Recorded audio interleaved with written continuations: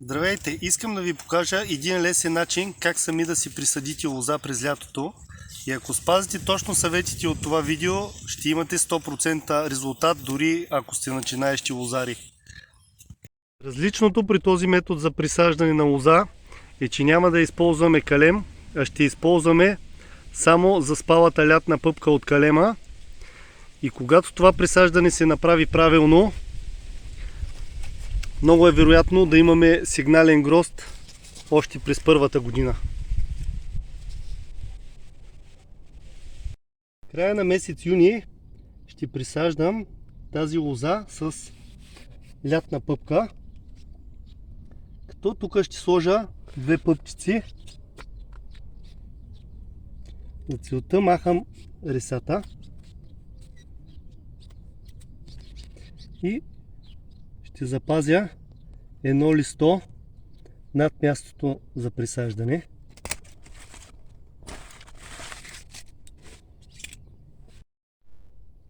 Взимам си калем, от който ще използвам ето тази пъпка и ще примахна колтука и листото.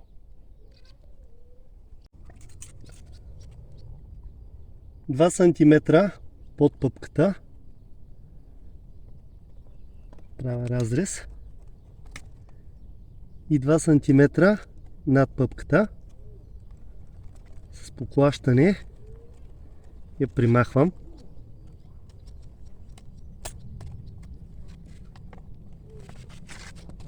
Ето я, махнах я старата пъпка. Сега веднага трябва да сложим вода тук, за да не се окисли. Много бързо се окислява местото. Калема махаме колтука, махаме и листото. И по същия начин 2 см под пъпката и 2 см над пъпката.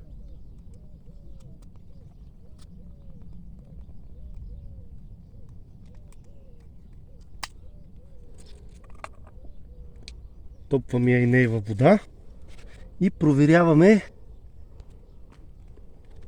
дали ни пасват. Ще се наложи малко да удължа разреза отгоре. Отбелязвам си докъде.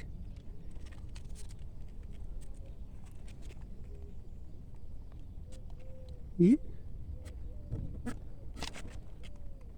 го издължавам. Много поставям вода.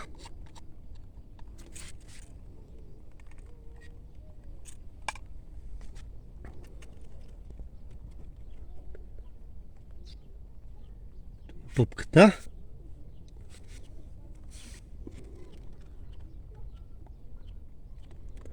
Задължително е да напастим кората от единия край. Най-добър вариант е, когато имаме съвпадение и напастим кората и от другия край, но тогава пъпката и подложката трябва да ни бъдат с абсолютно еднаква дебелина, което много трудно се намира калем с еднаква дебелина с пъпката, която ще използваме. Затова напасваме от единия край, за да може камбиалните тъкани да съвпадат. Сега започвам да увивам.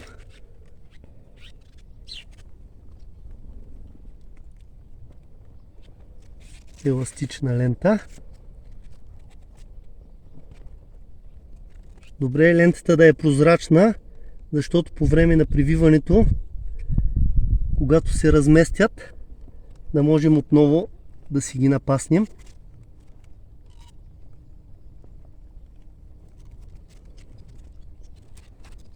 Прескачам пъпката и продължавам нагоре. Сега ще върна обратно, за да може да си покрие и от никъде да ни влиза въздух.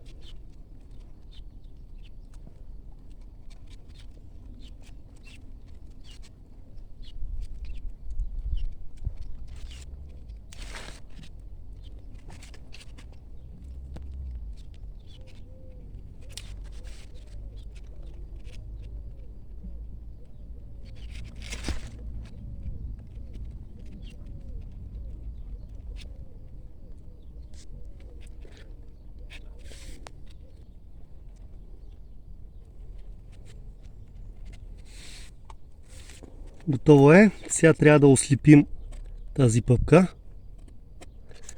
Този лист го запазваме, за да може да храни лозата. А от долния лист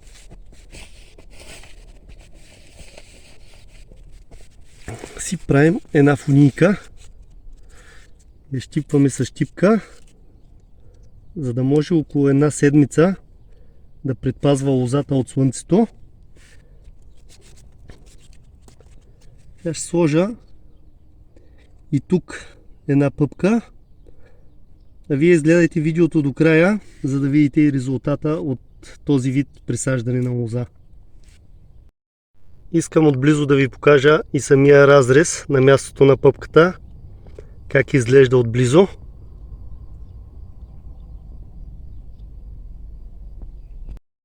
Подготвих и втората пъпка.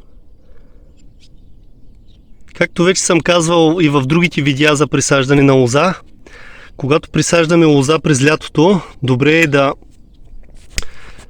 използваме, когато има дъждовен и облачен ден. Тогава успехите са по-добри, защото не се окисляват калемите. Пъпката трябва да бъде изравнена, абсолютно гладка. Сега ще ви покажа.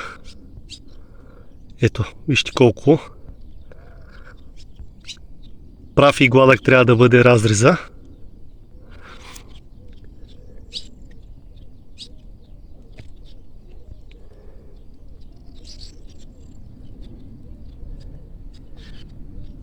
И да осигурим добро съвпадение на камбиалните тъкани. Ето е камбиалната тъкан. Тази бялата линия, която се вижда.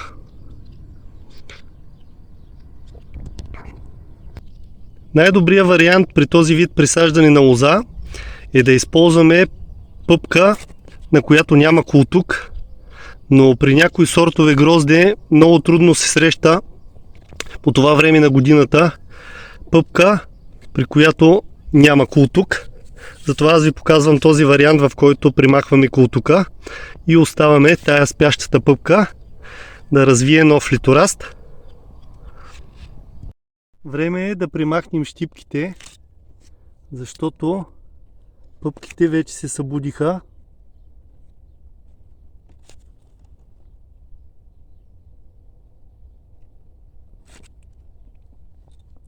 Но въпреки, че примахнах всички тези спящи пъпки, от тях постоянно се опитват да излезнат нови литорасти.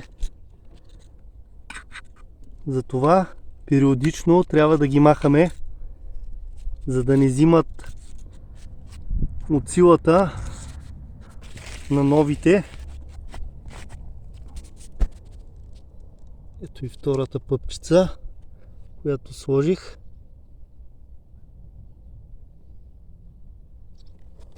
Ето отгоре над ней също има много нови литорасти от ъглови пъпки.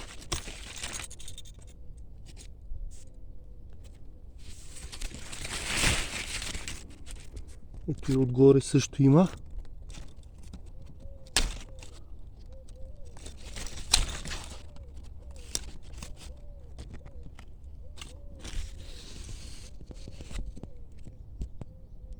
Когато пъпките веднъж се прихванат, от тях много бързо започват да излизат литорасти. Искам да ви покажа от всичките пъпки, които присъдих, какви хубави литорасти са покарали. А вижте и този отзад, колко е голям.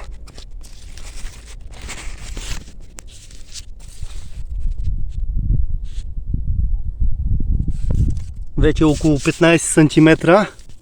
Но заедно с тях много бързо тръгват и литорасти от спящите пъпки. Не забравяйте да ги махате редовно. След като се прихванат литорастите, растежът им е много бърз. Единият литораст от тази пъпка вече стана повече от половин метър. Този втория е около 30-40 см. Ето го и този. Този е около 20. Листата на тези присадени литорасти са много крехки, затова трябва да си пръскат срещу мана, заедно с останалото лозе. До скоро!